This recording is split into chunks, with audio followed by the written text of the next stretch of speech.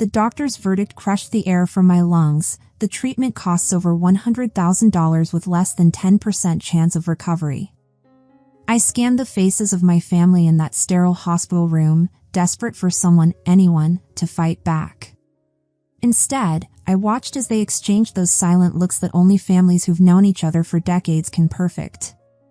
Those looks that decide fates without wasting breath on words. My mother's voice cut through the beeping monitors, clinical and cold. "Let the old man go.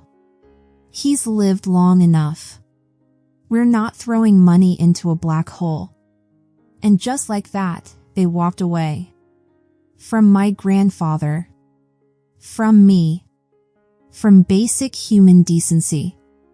I was 17, broke, and terrified beyond words. But I stayed. Because that old man wasn't just some inconvenient burden, he was Robert Bennett, the man who taught me to fix broken radios and who always believed I could be more than my circumstances. I'd rather die than let him face death alone. What my family couldn't possibly know was that he would live another 7 years. And in those 7 years, I would become everything they said I'd never be. The hallway stretched endlessly after they left. I stood frozen, clutching Grandpa's medical chart in one hand and my pathetically light wallet in the other. Each click of my mother's retreating heels echoed like tiny gunshots down the corridor. She'd been the last to leave. Couldn't resist twisting the knife one final time. Without even meeting my eyes, she tossed words over her shoulder like discarded trash. "You can stay if you want, but don't come asking us for anything later." The dismissal was absolute. I felt myself being erased from the family story in real time. The nurse beside me shifted uncomfortably. Her name tag read Grace, and she had the kind of tired eyes that have witnessed too much heartbreak in fluorescent hallways. "Are you Hannah?" she asked gently. I nodded, my throat sealed shut with unshed tears. "We'll need someone to sign the financial responsibility forms. Insurance only covers about 30% of his care. Without intervention, he won't make it through the week." I didn't hesitate. Not because I wasn't terrified, I was absolutely shattered with fear. But because I couldn't bear imagining him waking up alone, realizing nobody had fought for him. I signed every form they slid across the counter. Each signature felt like signing away my future, binding me to a debt I had no hope of paying. I handed over my entire college fund, $11,200 scraped together from scholarships and summer jobs. Money that was supposed to be my escape route, my chance at something better. "This will cover about 8 days, the billing clerk said softly, avoiding my eyes. Then I did something my family would have laughed at. I marched straight to the hospital HR office and begged for a job. Literally any job they had. By 6 p.m. that same day, I was scrubbing floors in the pediatric wing, my hands raw and my back screaming in protest. By 10 p.m., I was back at Grandpa's bedside, holding his hand while machines hummed his fragile lifeline into the darkness. He didn't wake up for 3 days. 3 agonizing days where I questioned everything, every decision, every signature, every moment that had led me here. I'd watch the monitors obsessively, counting heartbeats, measuring breaths, silently pleading for him to open his eyes and tell me I hadn't made a terrible mistake. When he finally stirred, his voice was barely a whisper, his eyes watery and unfocused. But his first words nearly broke me. "You stayed." I nodded, tears finally spilling over. "Always," I whispered back. That night, while he drifted in and out of consciousness, I stood at the window watching life continue below. Cars moving, people laughing, the world spinning on its axis like nothing had changed. But in that quiet hospital room, something fundamental had broken inside me and reformed into something stronger. They thought they'd abandoned me with a dying man. What they really left me with was time. Time to listen, time to learn, time to become the woman I was never allowed to be around them. They walked away. I walked forward. The doctors gave him a week at most, but weeks turned into months. It started with small signs, fingers twitching, eyelids fluttering, the way his hand would squeeze mine just a little tighter during the night. I read to him every evening after my shifts. Old war novels, magazine articles, even instruction manuals, anything to fill the room with human sound. Sometimes I'd catch myself dozing off mid-sentence, exhausted from working double shifts, and wake to find him watching me with those gentle eyes. Then one afternoon, as I was spoon-feeding him broth, he grimaced and said, "Too salty." I froze, spoon suspended in midair. "Grandpa?" He blinked, looking at me with clear eyes for the first time in weeks, and smiled. "You've always been terrible at seasoning." I laughed through my tears. It was the most beautiful complaint I'd ever heard. Over the next few weeks, his recovery gathered momentum. Not miraculous, but steady. Sitting up, speaking in full sentences, then taking wobbly steps with my arm supporting his every move. The doctors called it statistically improbable. I called it proof that love matters more than odds. We moved into a tiny 2-room apartment across from the hospital when he was finally discharged.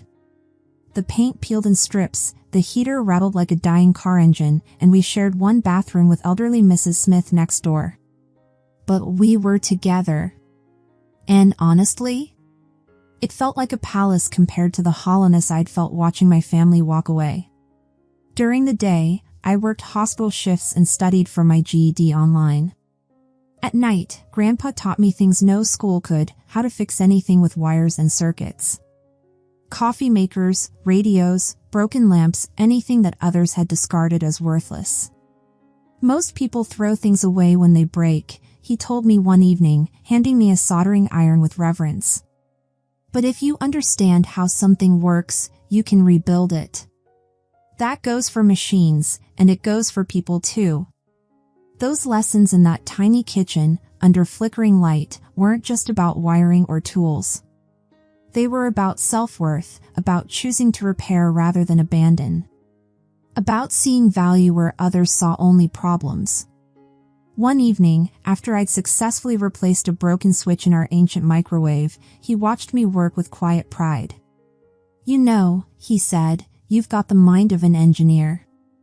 I shook my head. "I've got the mind of a janitor who doesn't want to eat cold soup." But secretly, I treasured that compliment. It was the first time anyone had ever believed I could be more than what I was born into. The silence from my family became permanent. At first, I thought maybe they needed time. That once Grandpa improved, they'd realize their mistake. Instead, my mother closed the bank account she'd helped me manage. The family phone plan I'd been on suddenly disconnected. And the last message I ever received from her was a text that read, "You made your choice. Don't expect anything from us ever again." No explanation. No conversation. Just erased. I cried for days. Not just because it hurt, but because I realized they didn't even miss me. I was simply another problem they'd solved by walking away. Grandpa saw it in my face even when I forced smiles. He never spoke badly of them, he was too dignified for that. He just said, "Some people only know how to love when it's easy. You're not one of those people." Money got tight fast. I was working double shifts, cleaning the hospital at night and assisting at a supply desk during the day. I studied for my equivalency exams during lunch breaks and bus rides. I skipped meals sometimes so Grandpa could have better ones. He hated that. So he made me a deal. He'd teach me everything he knew, mechanics, basic programming, blueprint reading, if I promised to charge people for the work. By month 3, we had a shoebox labeled Repair Fund with actual cash inside.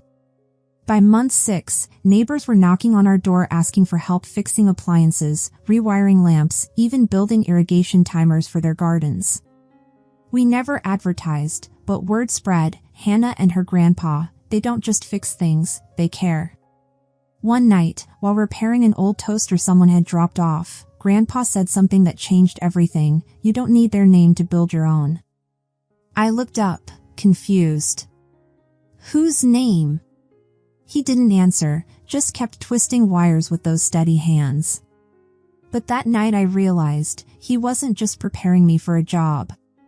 He was preparing me for independence. A life beyond anyone else's permission. That year, I earned my GED. The following summer, I was accepted into a part-time tech program for women in STEM. I almost didn't apply.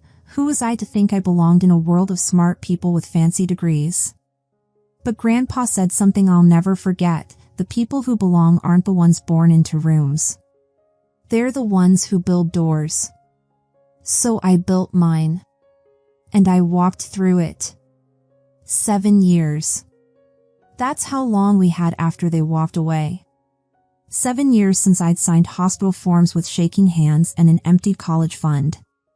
7 years since I became the girl who stayed. And in those 7 years, I became something more. I became Hannah Bennett, not just a girl with a mop and soldering iron, but a builder of systems, a fixer of what others threw away. It started in our garage. Grandpa and I built a prototype for an emergency fall sensor. Something simple, wearable, affordable. We tested it for months. Grandpa would fake falls around the kitchen just to help me troubleshoot, laughing as he dramatically collapsed onto cushions I'd placed everywhere. We pitched the design to a local clinic. They loved it. Soon, we had our first tiny grant, then a second, then 2 interns who believed in the idea enough to work for coffee and possibility. We called the project Guardian. By year 5, we were a registered LLC. By year 6, we had contracts with 3 elder care facilities.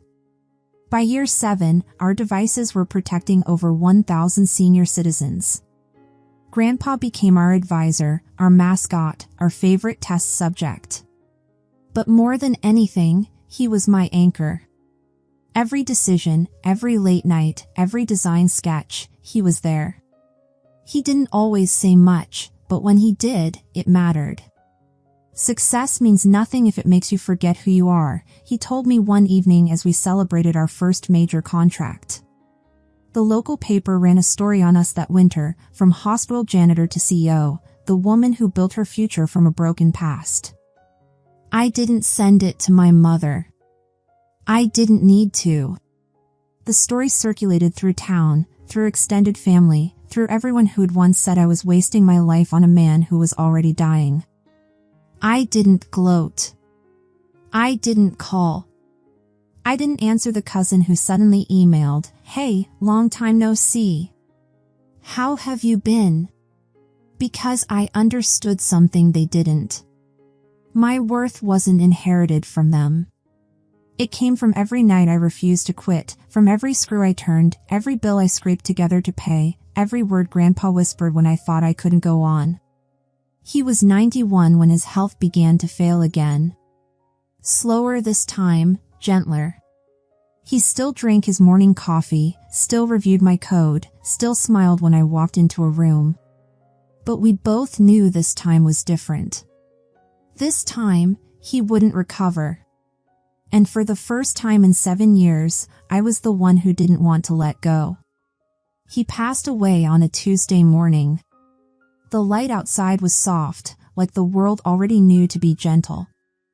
I found him in his chair by the window, the one he called his thinking spot, with a closed book in his lap, a half-drunk cup of tea cooling beside him, and the faintest smile still resting on his face. No machines. No chaos. Just peace. I held his hand for a long time before I could even call the hospice nurse. Not because I didn't know what to do, but because I wasn't ready to live in a world without his voice. The funeral was small, just like he'd wanted. No flowers, no grand speeches. Just neighbors, colleagues from our early Guardian days, and the nurse who'd once said he was the kindest patient she'd ever known. I was thanking people as they left when I heard the unmistakable sound of expensive heels on gravel. I turned and froze. There they were. My mother, Uncle Benjamin, his wife Clara, and cousin Andrew in a sleek black suit like he was attending a business meeting. They surveyed the scene like tourists at someone else's grief. My mother opened her arms as if 7 years hadn't happened. "Hannah, sweetheart, you've grown into such a woman." I didn't move. Didn't speak. She tried again. "I know things got messy back then, but we're still family. And your grandfather, he would have wanted us to be together for this." I wanted to laugh. To scream. To ask if she remembered abandoning me in that hospital hallway like discarded trash. But I didn't. I just nodded toward the chapel. "He's inside. You have 5 minutes." After the service, as I was gathering donation cards for our new elder care grant, she approached again. This time with that tight smile I remembered from every passive-aggressive family dinner. "So, about the estate," she said lightly. "We assume there's a will. Your grandfather wasn't careless." I met her eyes. "There is." Her smile widened like a predator's. "Wonderful. We'll need to discuss how everything will be divided." That's when I finally spoke what needed saying. "You left him to die in a hospital bed, Mom. You didn't visit for 7 years. You never called. You never once asked if he made it. You only showed up now because you think he was worth something." She blinked. Just once. Then she snapped. "Don't be dramatic. You're still his granddaughter, but we're his children. He wouldn't cut us out." I looked down at the wooden envelope in my hand, his will, sealed and notarized. "You'll find out tomorrow," I said quietly. "But just know, he wasn't nearly as forgiving as I am." The next morning, I arrived at the law office 15 minutes early. Not from nervousness, but because I'd been preparing for this moment for 7 years. Mr. Patterson, Grandpa's attorney, greeted me with quiet dignity. He'd known Grandpa since our first prototype days, had helped us file our LLC paperwork, and now he was helping close this chapter. The conference room smelled of polished wood and old paper. I took a seat at the far end of the long table. In front of me sat a sealed envelope and a small wooden box, the one Grandpa had asked me to keep unopened until this very meeting. Minutes later, they arrived. My mother walked in like she owned the place, heels clicking sharply against hardwood. My uncle followed, face tight with expectation. My cousin sat across from me, already counting imaginary inheritance. No one said hello. Mr. Patterson cleared his throat. "This is the last will and testament of Robert H. Bennett, dated, notarized, and confirmed on his 90th birthday." He paused, then looked at me. "Miss Hannah, would you please open the box now?" I lifted the lid. Inside was Grandpa's pocket watch, the one he wound every morning at exactly 7 a.m. Beneath it lay a flash drive and a folded note. I slid the drive toward Mr. Patterson. He connected it to a monitor, and suddenly Grandpa's weathered face filled the screen.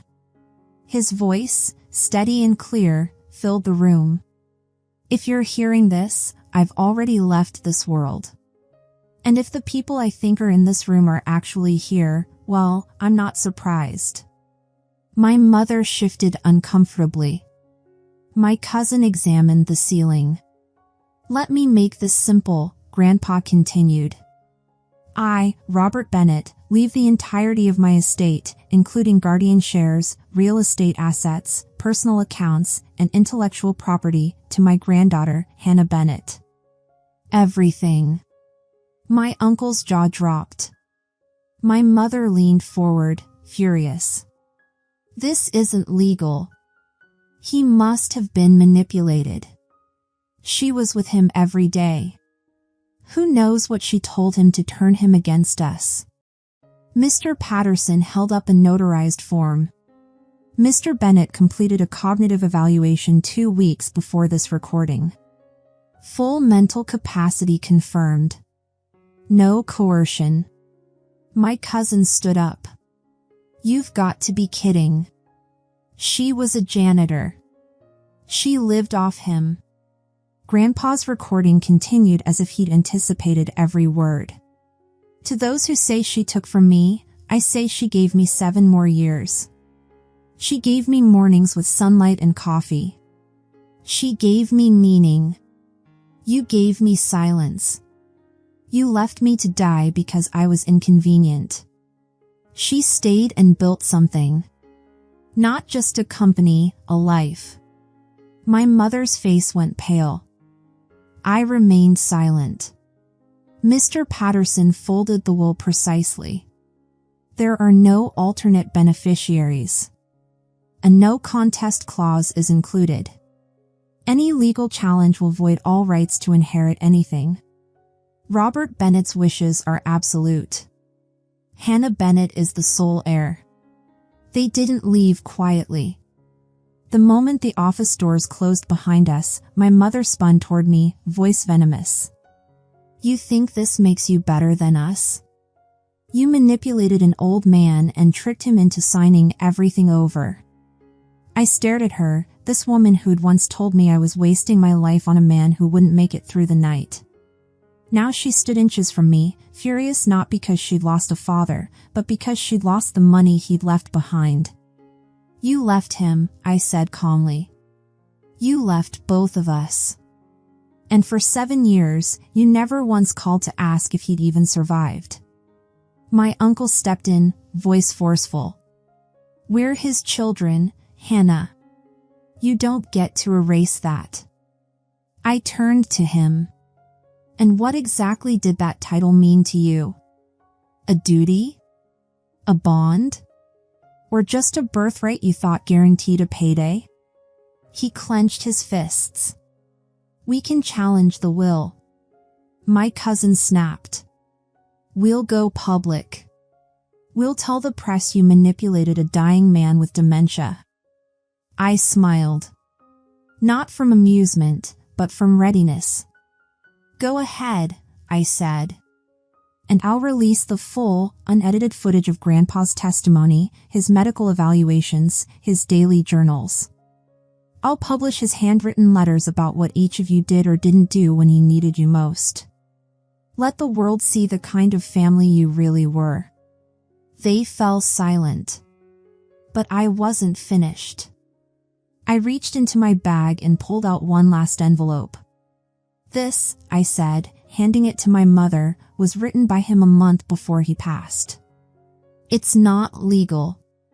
It's personal. She hesitated, then opened it. 3 words, handwritten in Grandpa's sharp, steady script, you walked away. Her hands trembled. She crushed the note in her palm like paper could erase shame. For the first time, she didn't speak. Not a curse, not a plea. Just silence. And that silence said everything. I turned to leave but paused at the door. You lost the inheritance, I said without turning back. But worse than that, you lost him. And the truth is, you lost him long before he died. I didn't take anything from you. You gave it all up the day you chose convenience over love. 6 months later, the house was quieter than ever, but not empty. I kept the kettle he'd loved, the chair by the window, and the pocket watch, which I still wound at 7 a.m. each morning like a ritual, like a promise. But what I did next wasn't about mourning. It was about building. I used a portion of the inheritance to launch the Bennett Foundation, named not just for his surname, but for the man who'd grown hope from abandonment. Our mission was simple, to provide technical training and emotional support to teens and elderly individuals who'd been abandoned, just like we had been. We started small, 3 laptops, 2 folding tables, and a rented room in a community center. But the day our first student built her own basic fall detection device and shouted, "It actually works," I felt something click in my chest. That joy, that spark, that was him living on. A year later, we opened our first permanent workshop space. 5 years after that, one of our scholarship recipients became a lead developer at Guardian. And when she invited me to her graduation, she said, "I never had a real family. But your foundation made me feel like I mattered." I gave her Grandpa's favorite wrench, the one he'd always said fixed more than circuits. "You do matter," I told her. "And don't ever let anyone make you forget that." I still live in the same house. The company is bigger now, but my life remains simple. No mansions, no flashy cars, just purpose and peace. Because I know what wealth really is. It's the extra 7 years I got with him. It's the lives I've helped repair. It's the girl I used to be and the woman I became because I stayed when no one else would. Sometimes I think about that day they left us at the hospital, about how broken I felt. And then I look at what came from that moment. Not bitterness, but belonging. Not revenge, but restoration. Not just inheritance, but legacy. Tonight, I'll wind the pocket watch again. And one day, when I know someone else is ready, I'll pass it on. Not because it's valuable, but because it carries everything that matters. And I'll say what he once told me: "You stayed. You built. And now it's yours." Thanks for listening, and if you liked this story, share it with others who need to hear that sometimes the moments that break us are the same ones that remake us into who we're meant to be. Don't forget to comment and subscribe for more stories about choosing love when it's hardest and building beauty from abandonment. Remember, the strongest families aren't always the ones we're born into, sometimes they're the ones we build ourselves.